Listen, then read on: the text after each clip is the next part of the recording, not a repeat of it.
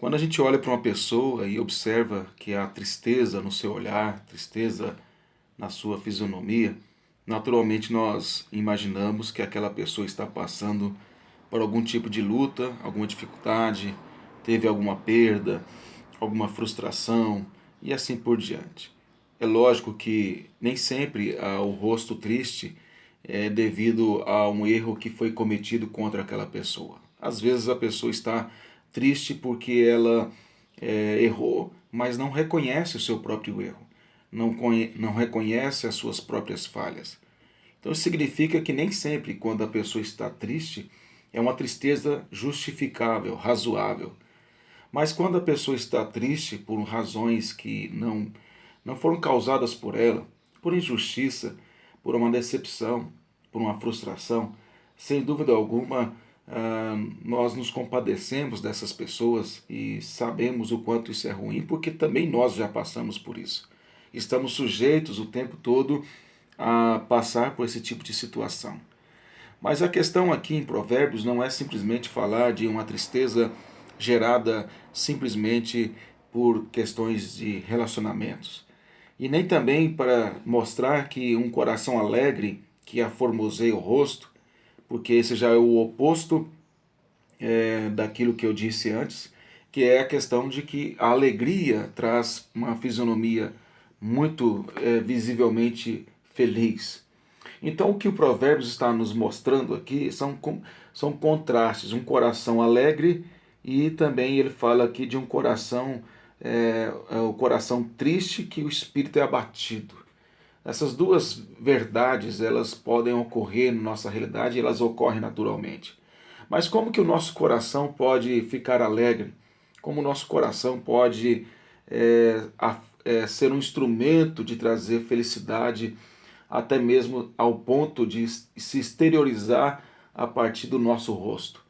A alegria do crente, do cristão, ela não é circunstancial. Ela não é devido a alguma situação que ele está vivendo, de vitória no trabalho, no relacionamento, na família. Embora essas coisas todas possam servir como instrumento de alegria para nós, ela não é a fonte primária disso. A verdadeira alegria, conforme Paulo diz em Filipenses 4, verso 5, é que a alegria é o Senhor. O Senhor é a nossa alegria. O Senhor é a fonte da nossa alegria. E quando o Senhor é a fonte da nossa alegria, nós interpretamos até mesmo as frustrações, as decepções, as lutas do dia a dia com outro olhar.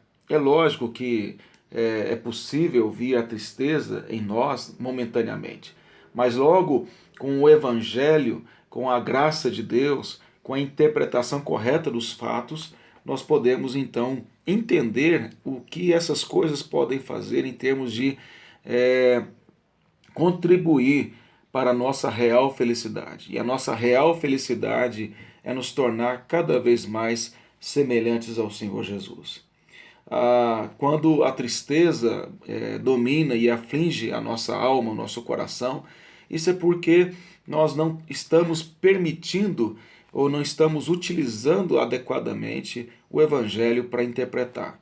É lógico que eu não estou dizendo que não haja tristeza diante de uma perda. Por exemplo, nesta carta que eu citei, a carta de Paulo aos Filipenses, Paulo, que fala tanto da alegria nesta carta, ele fala que quase ele teve o caso de Epafrodito, que quase morreu, e ele diz que Deus não permitiu que ele morresse, e se tivesse morrido, Paulo diz que teria tristeza sobre tristeza.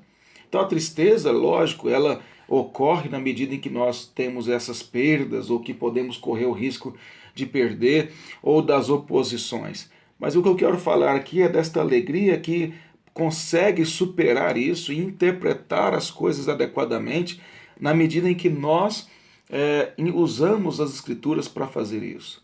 Então o que nós temos que entender é que a vida só faz de fato sentido quando nós caminhamos com o Senhor e quando interpretamos as nossas relações e as motivações do nosso coração pela palavra e que não fazemos as coisas para ser visto pelos homens ou para buscar a aprovação das pessoas. Se você pensar comigo, eu creio que você vai concordar no sentido de que a grande parte das nossas frustrações e aflições procedem não de circunstâncias reais, não de coisas que sejam justas, que possam trazer tristezas, mas de decepção com pessoas, mas porque a gente criou uma expectativa em torno daquela pessoa, em torno daquela amizade, em torno daquele relacionamento, e isso então, quando não atinge aquilo que esperávamos, isso causa em nós uma certa frustração, angústia e aflição. Isso não deve reger os nossos corações. O que deve reger os nossos corações é o nosso relacionamento com o Senhor. E esse relacionamento com o Senhor vai pautar, vai conduzir o nosso relacionamento com os outros, impedindo que a gente possa ser escravizado emocionalmente por frustrações em relacionamentos que não não atingem aquilo que nós esperávamos. Até porque quando nós queremos que os relacionamentos sejam como nós gostaríamos e não como Deus quer, nós estamos idolatrando o nosso próprio coração e também idolatrando as pessoas. Os relacionamentos devem ser pautados pela palavra e não pelo nosso sentimento, não pelo nosso complexo, não pela nossa expectativa, mas por aquilo que a Bíblia diz.